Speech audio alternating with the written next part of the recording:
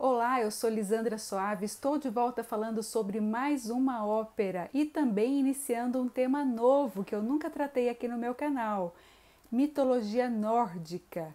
Então a ópera não poderia ser outra senão The Ring des Nibelungen, ou O Anel do Nibelungo, do compositor alemão Richard Wagner.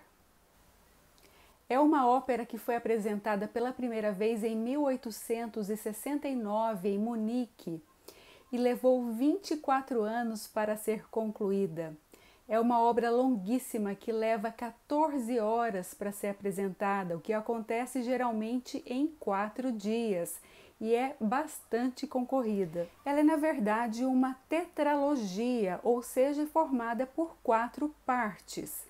A primeira parte é O Ouro do Reno, das Rheingold, a segunda parte, A Valquíria, a terceira, Siegfried, e a quarta e última parte, O Crepúsculo dos Deuses. Hoje eu vou falar apenas da primeira parte, O Ouro do Reno, das Rheingold. Mas antes de começar, eu preciso contextualizar e passar algumas premissas iniciais. Essa é uma história inspirada ou que retrata até bem fielmente a mitologia nórdica ou germânica, que é aquela mitologia dos vikings, dos povos escandinavos, do deus Thor, de Odin, e ela foi registrada em textos que foram encontrados na Islândia, que são os Edas, tá? Existem os Edas em verso e em prosa, são textos muito antigos. E nesse conjunto de mitos existem diversos seres distintos que coexistem e que ora disputam entre si, ora coexistem pacificamente, até mesmo se casam, entre si, que são os gigantes, os anões, os elfos, as ninfas, os trolls, os deuses. Então todos esses seres ali habitam cada um em um lugar distinto dentro da cosmologia. Os deuses, por exemplo, habitam o Asgard, que é acessado através da ponte do arco-íris. Os homens habitam o Midgard, ou a Terra-média.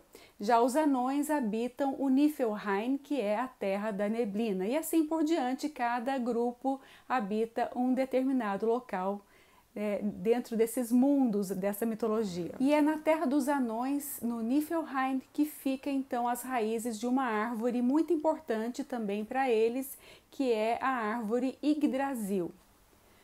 A estirpe dos deuses, como eu disse, habita então o Asgard, mas não é ali, eles não moram ali num castelo, numa casa, nada disso, numa construção. Eles moram ali nas pradarias, tá? E o deus principal deles é Odin, que é o pai de quase todos os deuses, um deus muito sábio. Ele inclusive entregou como pagamento um de seus olhos em troca da sabedoria. E fez outros sacrifícios ao longo da sua vida também, sempre em busca de mais conhecimento.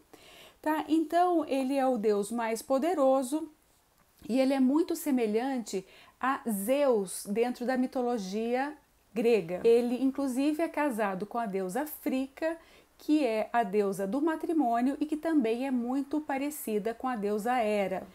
E para manter a sua força, o seu vigor, aquela juventude quase que inesgotável, os deuses se alimentam ali de uma maçã que só pode ser cultivada pela deusa Freia, que é a deusa da juventude, da beleza, do amor, muito parecida com a deusa Afrodite. Dito isso, vamos então à história. Estavam ali 3 ninfas muito bonitas, elas estavam às margens do rio Reno, que é um rio da Alemanha, e elas estavam ali passando o tempo, brincando, se entretendo, até que chega um anão, um elfo chamado Alberic. Esse anão, ele vem com muita vontade ali de cortejar aquelas ninfas, ele queria namorar com elas, ele vinha com muito desejo. Ele tinha tanto desejo que o calor do seu corpo fazia até borbulhar ali as águas do rio. E elas então percebem esse galanteio e elas dão uma certa corda ali, tá? Elas incentivam, elas provocam ele também, Só que ele era assim muito feio, peludo, repulsivo, com a pele coberta ali de furúnculos, tá? Então, realmente, elas não estavam falando sério, né? Elas estavam zombando dele, na verdade. E quando ele percebe isso, né, que elas estão ali zombando da cara dele, ele fica muito revoltado, enfurecido, fica assim muito amargurado. E ele vê então, no fundo ali do rio, um certo brilho, tá? E pergunta para elas do que se trata. E elas, assim, muito displicentemente, falam para ele então que se trata do ouro do Reno. E elas são então as guardiãs desse ouro, desse tesouro, né? E ele se espanta com aquilo, né? E pergunta: nossa, mas vocês não se preocupam que vem alguém roubar, né, esse tesouro? Fica assim de qualquer jeito? E elas falam: não, ninguém vai se interessar por esse ouro, pois é um ouro amaldiçoado, né? Quem tiver o poder sobre esse ouro, na verdade, vai precisar renunciar ao amor. Então, ninguém vai querer renunciar ao amor, que é uma coisa assim muito importante, né? Então, a gente não tem medo de que alguém venha roubar esse tesouro, não. E como o Alberic estava muito triste ali, muito chateado por ter sido desprezado por elas, né? E sabendo que assim a condição dele seria muito difícil ele encontrar também alguém que gostasse dele, ele decide então renunciar ao amor e toma então o ouro das ninfas. E elas tinham contado também para ele que quem forjasse um anel com aquele ouro teria um poder ali quase que infinito, né? Um poder praticamente de dominar o mundo. E os anões, como eu disse, habitavam ali o Niflheim, que era a terra da neblina e que ficava ali nos subterrâneos, tá? E eles eram conhecidos por serem excelentes mineradores e ferreiros, inclusive eram eles que forjavam ali as armas dos deuses, né? Como por exemplo o martelo do deus Thor, muito parecidos também com o deus Hefesto na mitologia grega.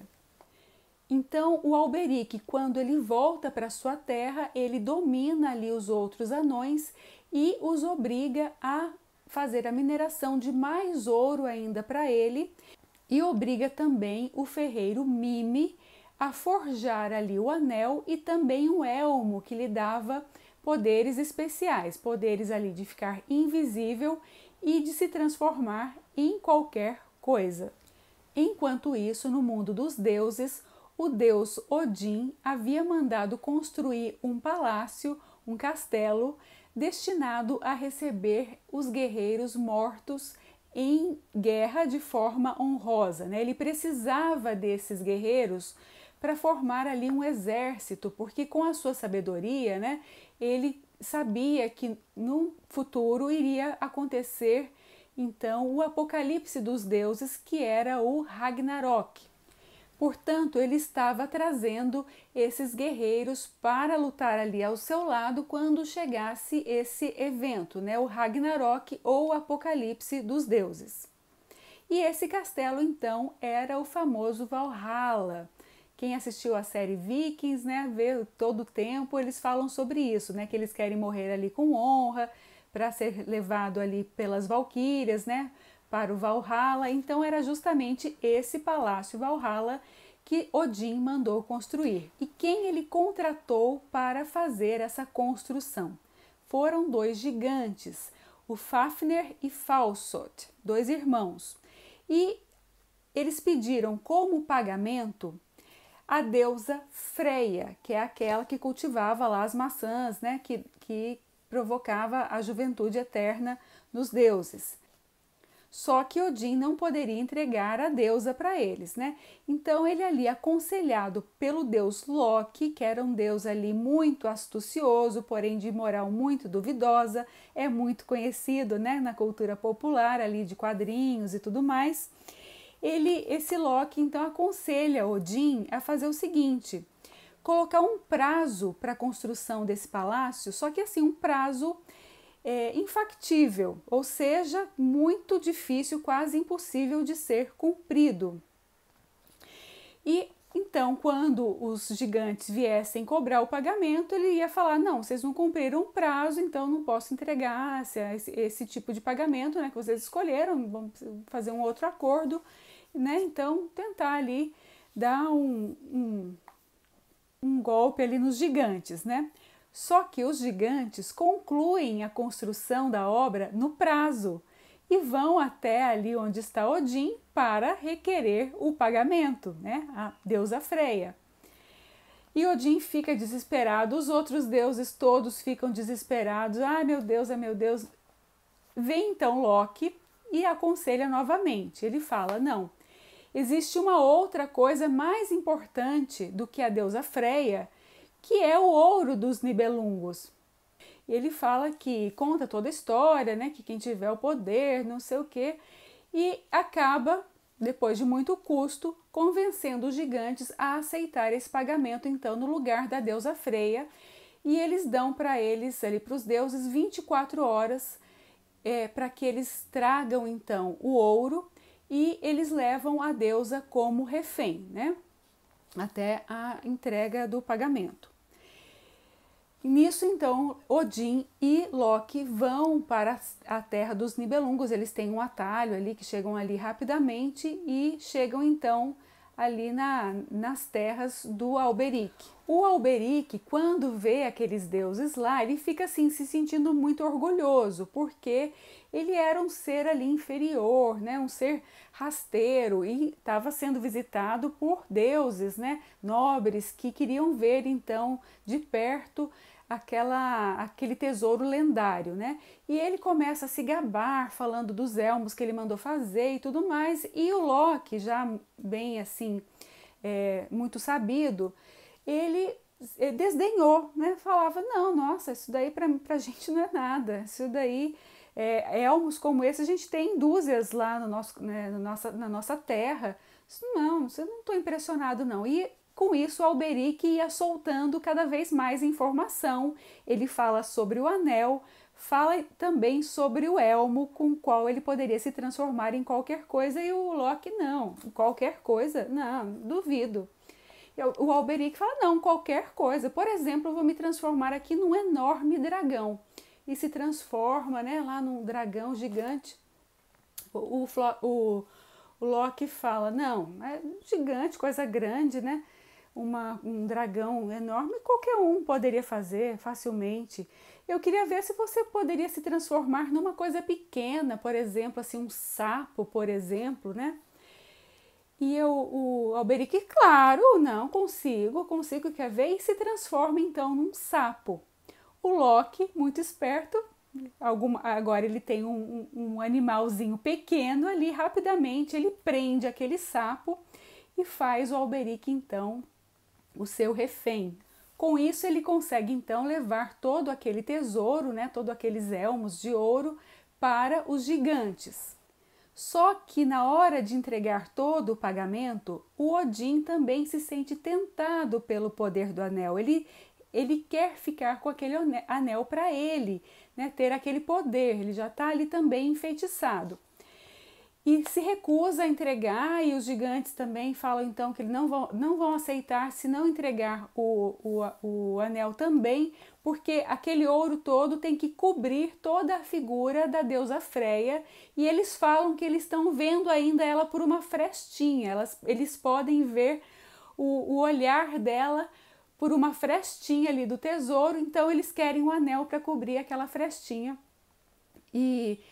E o Odin se recusa a entregar, e fica aquela coisa, aquele impasse, até que chega uma outra deusa muito sábia, a primeira das mulheres, que é a Herda. Eu acho que tem outros nomes, tá? Todos esses deuses têm também outros nomes na mitologia, e ora são ou filhos entre si, irmãos. Existem aí várias versões, tá, sobre esses deuses. Então chega essa deusa numa visão a Odin e aconselha a ele então a abrir mão daquele anel, daquele tesouro amaldiçoado, e entregar tudo para os gigantes. Ele acaba se convencendo e entrega então o anel para o gigante, e os dois irmãos começam também já sob o poder das trevas, né, do anel, a disputar entre si quem é que vai ficar com a maior parte, quem é que vai ficar com o anel, e acaba então o Fafner matando o seu irmão Falsot, tá? Ficando então apenas um gigante com o domínio do ouro do reino. E termina assim então essa primeira parte, quando os deuses estão ali felizes por recuperarem a deusa Freia e seguem então ali pela primeira vez para uma ponte que leva então ao palácio, ao castelo do Valhalla. Tá bom, gente? Então essa foi a primeira parte dessa ópera, que é belíssima. Eu espero que vocês tenham gostado. Se gostaram, deixa o like e até o próximo vídeo.